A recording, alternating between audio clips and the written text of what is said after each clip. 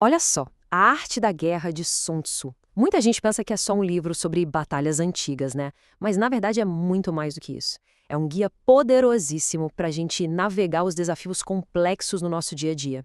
Então vamos mergulhar nisso e descobrir como essa sabedoria de milênios atrás ainda faz todo sentido hoje. E logo de cara, a gente já se depara com a ideia central, e que talvez seja a mais surpreendente de todas. Para Sun Tzu, a vitória de verdade, a vitória suprema, é aquela que acontece sem nem ter um confronto. É exatamente essa filosofia que a gente vai explorar agora. Então vamos lá, o primeiro princípio fundamental. A forma mais elevada de vitória é aquela que simplesmente evita o conflito destrutivo. Mas tá, o que isso significa na prática? Vamos parar para pensar um pouco. Destruir um oponente, não importa quem seja, um país rival, uma empresa concorrente, ou até mesmo a reputação de um colega de trabalho, isso, no fim das contas, diminui o valor para todo mundo. A verdadeira sacada, a grande habilidade, está em conseguir o que se quer, mas preservando os recursos, sabe? A ideia não é aniquilar. Ok, mas antes de partir para qualquer ação, Sun Tzu diz que um líder precisa entender alguns elementos que são assim fundamentais. São eles que vão determinar o sucesso ou o fracasso de qualquer empreitado. E ele identificou 5 pilares cruciais. Segundo Sun Tzu, um líder que domina estes 5 pontos está pronto para qualquer desafio. Vamos ver quais são. Bom, o caminho é a causa, sabe? A reputação do líder. O tempo é sobre sentir o momento certo de agir. Já o terreno é entender o ambiente. Pode ser um mercado competitivo ou até o clima político do escritório.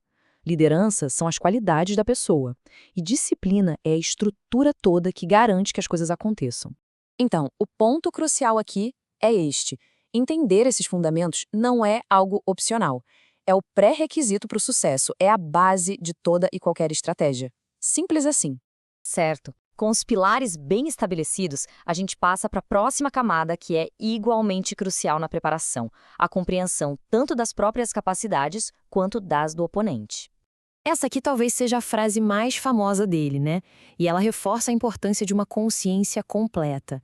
A chave aqui, olha que interessante, não é só espionar o outro, mas fazer uma autoanálise profunda e honesta. O que é fascinante aqui é essa simetria. De um lado, o autoconhecimento, olhar para dentro; do outro, o conhecimento do oponente. Entender as próprias fraquezas é tão vital quanto identificar as do outro. E saber a hora de recuar é tão importante quanto saber a hora de avançar. E olha, um exemplo histórico que ilustra isso perfeitamente é a Batalha das Termópilas. O rei Leônidas, ele tinha total consciência de que o exército dele era minúsculo, certo? E sabendo dessa limitação, o que ele fez? Usou o terreno a seu favor. Escolheu um desfiladeiro super estreito para simplesmente anular a vantagem numérica gigantesca dos persas. Ou seja, ele pegou uma fraqueza e transformou numa vantagem estratégica brilhante. Com todo esse conhecimento em mãos, o foco muda para a ação. E a ação, segundo Sun Tzu, precisa ser sutil, imprevisível e, acima de tudo, fluida. A melhor estratégia é aquela que o oponente nem consegue perceber que está acontecendo. Não se trata de força bruta, de fazer grandes anúncios, Mas sim de um movimento tão discreto, tão na sua, que parece até que não existe. É sobre moldar a situação sem fazer alarde. É aqui que mora o verdadeiro controle. Não na imposição direta, que só gera resistência, mas na influência indireta, que vai moldando o resultado antes mesmo de qualquer batalha começar de fato. Que analogia poderosa! A estratégia deve ser como a água. Ela flui, ela contorna os obstáculos, evita o confronto direto com a força e ataca onde tem vulnerabilidade, onde tem um espaço vazio. A única regra que vale sempre, portanto, é a adaptação. A capacidade de responder às circunstâncias que estão sempre mudando é a habilidade mais valiosa de qualquer estrategista. Não tem jeito.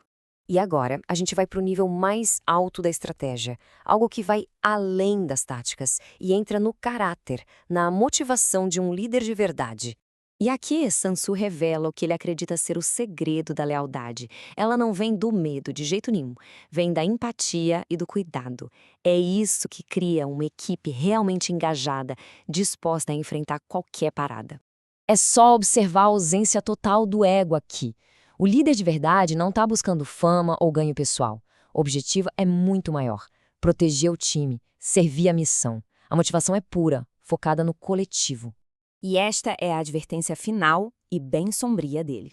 Conflitos que são travados pelas razões erradas, como o ego ou uma vingança pessoal, têm consequências permanentes e devastadoras. A tranquilidade pode até ser recuperada, mas a destruição, essa é para sempre. E assim, a gente termina com uma reflexão. A sabedoria de Sun Tzu nos convida a reavaliar nossos próprios conflitos.